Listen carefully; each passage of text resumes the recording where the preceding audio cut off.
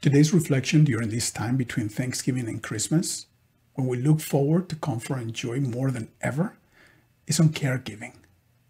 To start, I'll go back to the perennial philosophical question of our life's meaning and purpose. But I like to keep the answer simpler and argue that it is to take care of each other. One can start with their own children, parents, family.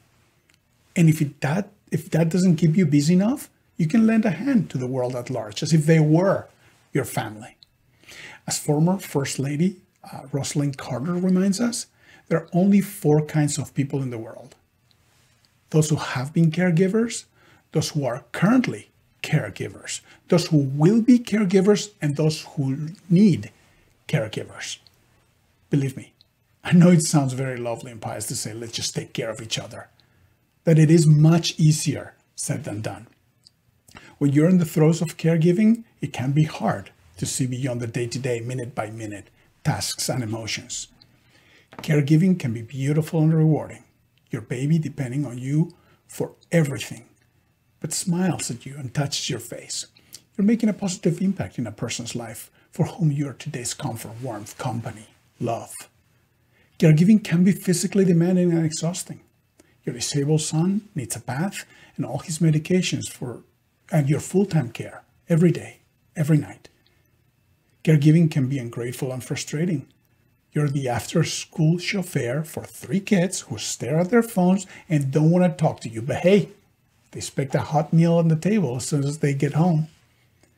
Caregiving, though, can be joyful and fulfilling. Your brother or sister is being cared for by you and are looking their best, clean, fed, loved. Even when we are up to our ears in diapers, cooking schedules, appointments, arguments, through happiness and sadness, try to stop for a minute.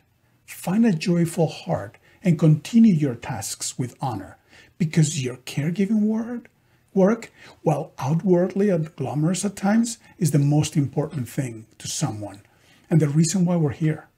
The blessing is embracing the tasks and caring for the proverbial family with love and respect. Today's gospel in the book of the words of the prophet Isaiah tells us, "Prepare the way of the Lord, make straight his paths. Every valley shall be filled, and every mountain and hill shall be made low. The winding roads shall be made straight, and the rough ways made smooth, and all flesh shall see the salvation of God." How can we make these preparations? I argue that it's just by taking care of each other. And don't be overwhelmed by the task. You may not see or immediately understand the impact, but little by little, even with the simplest acts of kindness, each of us can straighten paths and smooth ways to prepare for salvation. And last but not least, I'd be remiss if I didn't recognize caregivers by profession or necessity, through vocation or pure love, with a thank you. You're helping make mountains low and fill every valley by the truckload, not without pain and frustration, but neither without love and vocation. For the rest of us, recognize a caregiver impact with a kind word or gesture today. So to you caregivers, again, thank you. Thank you for being there and for making the world a better place for someone today, this afternoon. Thank you for having made a huge impact in my life and my family's life with your love and devotion.